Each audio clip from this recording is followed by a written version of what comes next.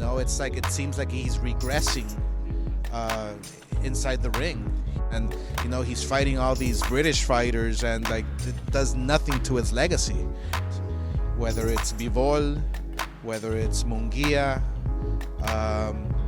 but he has to step up and fight the tough opposition, the tough guys, the guys who are out there who can give him a fight. It's not the John Ryders of this world. With the Bivol rematch, are you going to go back up to 175 for that, or you want to bring him to one? Why? Because I feel I need to do in that terms. If David Benavidez beats Caleb Plant, is that interesting for you? Do you think that is now a big fight if he wins? Yeah, look, every fight is good for me and for the fans. I'm in, right? But my goal now is Bivol, and then we'll see. Let's start with Oscar De La Hoya, the Golden Boy, amazing fighter in his time, Hall of Famer, all-time great. But it's clear that he is still bitter and is acting like a jealous ex-girlfriend when it comes to Canelo. He's saying Canelo has regressed as a fighter. He does not fight tough competition, and he needs to fight tougher competition for his legacy. Newsflash, Canelo is already going to be in the Hall of Fame, all-time great, 4-division, undisputed champion. And when do we criticize champions for fighting mandatories? And how is Oscar De La Hoya going to criticize anybody when he's a promoter of Jaime Munguia, Ryan Garcia, and Zorro? Ryan Garcia turned down a title shot against Devin Haney. Munguia turned down multiple title shots, going back to tomato cans. And Zorro didn't fight anybody till he fought Bivol, and we saw what happened there. So if you're going to preach to Canelo to fight tough competition, maybe you should start preaching at home first. Or maybe you're the reason these guys turned down the title shots. You didn't want to take the risk. And then when Canelo fought Bivol, Oscar criticized Eddie Hearn for putting Canelo in a fight like that. Now he's saying Canelo should take fights like that. You can't make this stuff up.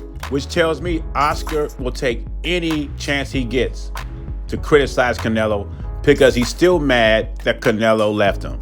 He really doesn't have a leg to stand on with Munguia's and Ryan Garcia's trash resumes. Now, Canelo is saying he's not taking John Ryder for granted. He says, people thought I was going to beat Bivol easy, and what happened there?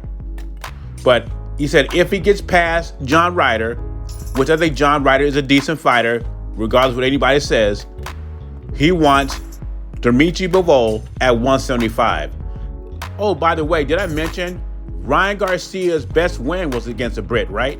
I just thought I would mention that. Now back to Canelo Alvarez. He says once he gets past John Ryder, if he gets past John Ryder, he wants to fight Dimitri Bivol at 175. He's confirming the rematch, if it happens, it will be at 175, regardless of what Eddie Hearn's saying or these LDBC channels are saying. Canelo said that's the only right thing to do, to have the rematch at the same weight, which is 175. Plus, there's a title on the line, which makes me believe Canelo is still aiming to become undisputed in another weight class. But he said if he does not get the rematch, because, Bivol wants to be undisputed at 175. So if the better Bivol fight is available, Bivol might take that route, which means if Benavidez could get past Plant, that could be the fight in September. And to be honest, that's the fight I want to see. Canelo against Benavidez if he beats Plant, because that'll shut everybody up, one way or another. Anyway, what do you think about Oscar De La Hoya's comments about Canelo regressing as a fighter, fight only British fighters, and not fighting tough competition? And what would you rather see? Canelo in the ring with Bivol in September at 175? Or would you like him to fight Benavidez if he gets past Plant? My vote is Benavidez, but I do appreciate Canelo's determination and will to become undisputed in a second weight class. Anyway, leave your thoughts and comments below. JBZ, I'm gone.